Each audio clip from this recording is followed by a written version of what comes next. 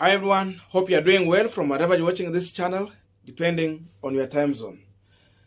Now, Rongai constituency, which is in Nakuru County, was among the areas in this country where election was postponed.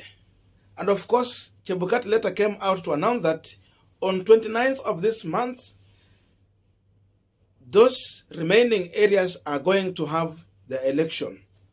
So on 29th, people of Rongai will have to wake up early in the morning to go and vote for their member of parliament. And Raymond Moi, who is a brother to Gideon Moi, or a son to the late President Daniel Toroitich Arap Moi, is the current member of parliament who is serving his second term in office. And he is also defending the seat. We also understand that UDA party has a candidate in Rongai. And therefore, William Samoei Ruto's running mate, who happened to be the current deputy president-elect, lakini wanasema hiyo hayuko tena. Once Raila Odinga filed a case in the Supreme Court, inamaanisha they are no longer either elected president or elected deputy president. So what we are just having candidates. Anyway, Rigathi Gachagua was in Nakuru County, to be specifically in Rongai, to lead the UDA campaign, drumming up support for their candidate. And during that campaign, Gachagua has come out to surprise Kenyans, as if this country is going to be divided in case UDA party is going to take over the leadership.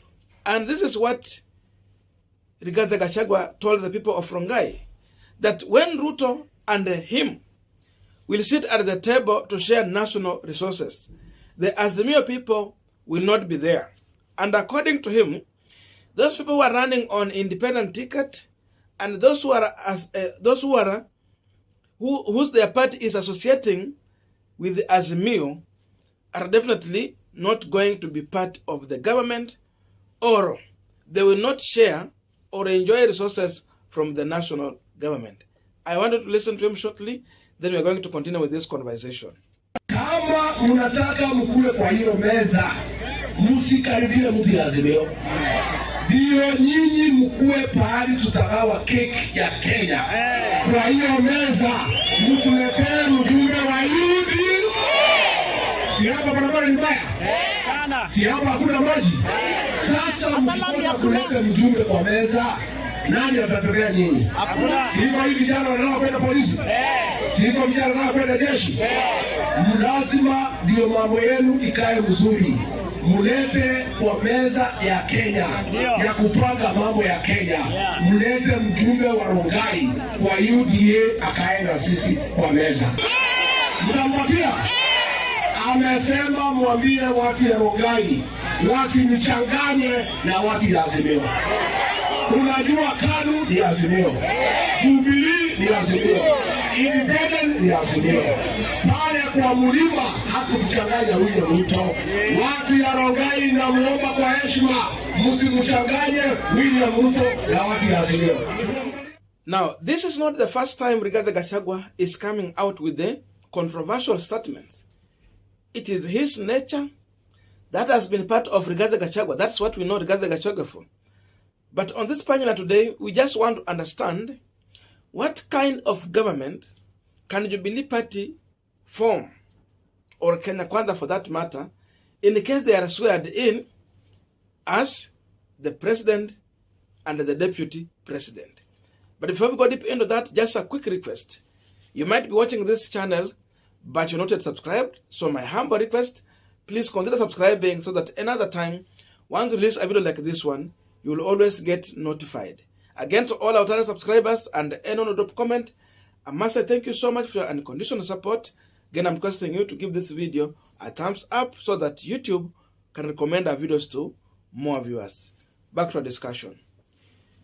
Now, what most of Kenyan people understand or are aware about is that when the Jubilee Party came to form the first government in 2013, this is the time the country went through a division, or I can say zoning, in terms of reward or development concerning or on the line on how the people voted in this country.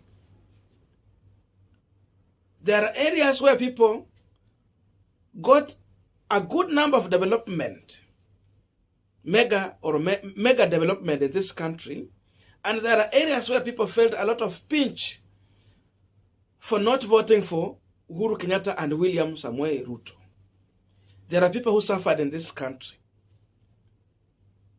I'm saying this because it was very clear. You could see from the kind of the cabinet Uhuru Kenyatta and William Samoei Ruto came up with after the 2013 general election. It was reward for the regions where Uhuru managed to get votes, because that cabinet was purely Kalenjin Kikuyu with some few people here and there, just to try and sanitize their tribal reflection of the government. If you want to talk about development, it was majorly Rift Valley and the Mount Kenya region. These are the areas where Uhuru Kenyatta and William Ruto concentrated. That is the kind of government Kenyans faced. It a little bit changed in 2017, after we know the election was bungled, rigging happened, and we had a president who was not a man who was voted overwhelmingly or who got majority vote in 2017. That's how we had a little bit of change.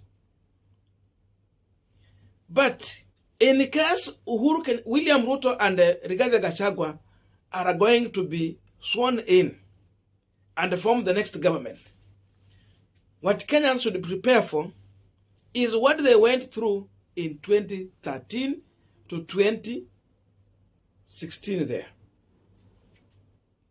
That's the direction we are heading to, according to Rigathi Gachagua.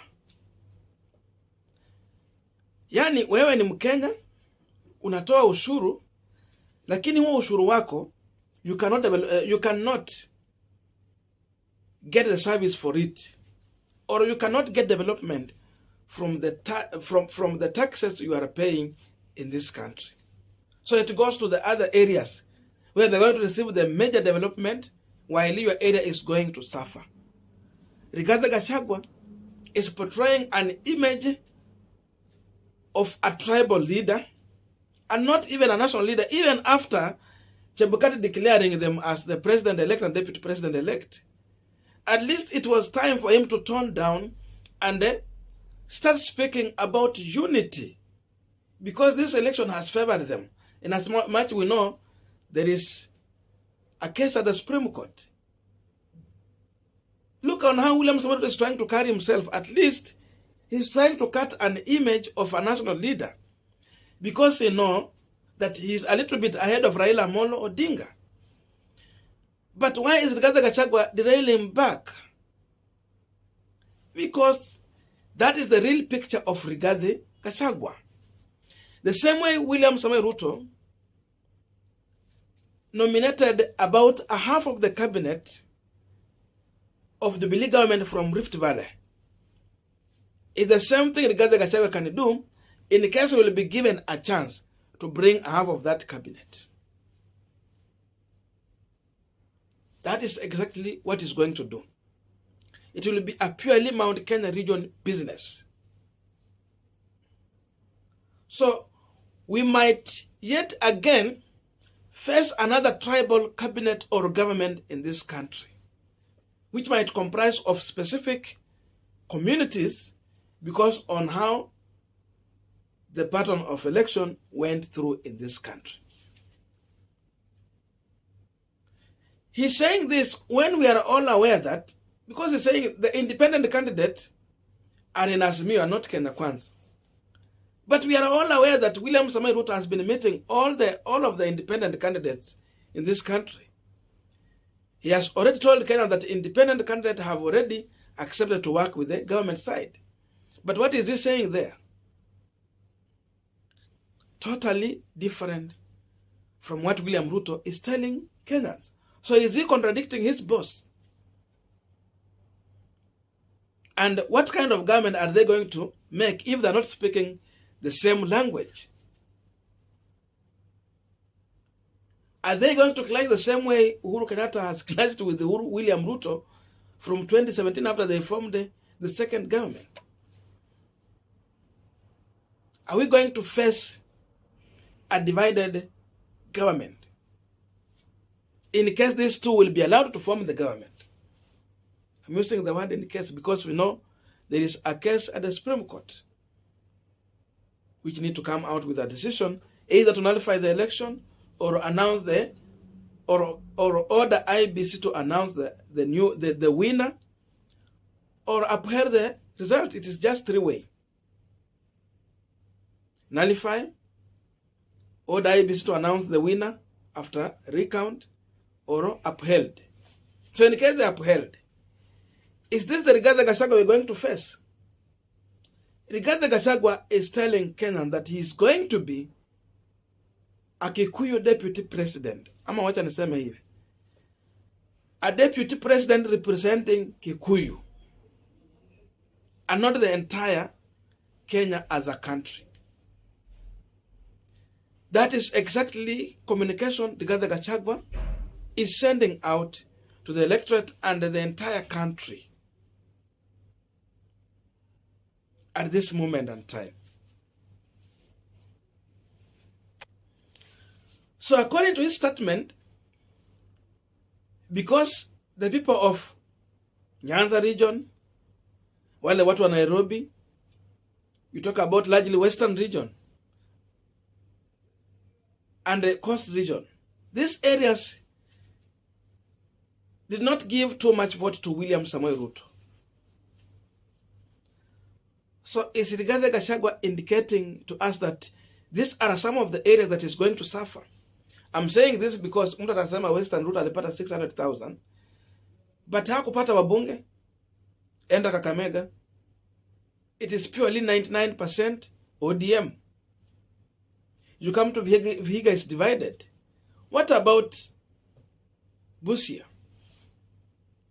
So these MPs will not get development back to the areas because they did not vote for William Samoei Ruto.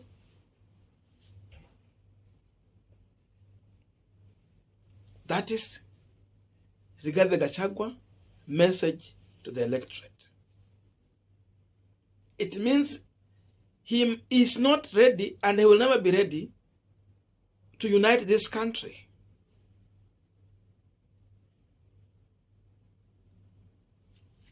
His aim is only to reward those who voted for William Samoei Ruto. But then the resources in this country is always collected in a unitary way. Mtu wa Western anatoa ushuru, mtu wa Nyanza anatoa ushuru, mtu wa Coast region anatoa ushuru, watu wa Nairobi anatoa ushuru, same to Mount Kenya, same to Rift Valley. But then, why do you want to decide on the resources to go to areas where you only got votes? So much backward and barbaric kind of leadership. So much tribal. And that is the person we might have as the deputy president in case this result is going to be upheld. And I advised her to the government that we might be formed next. Advisor to William Samoei Ruto. Look at that. See you in our next video.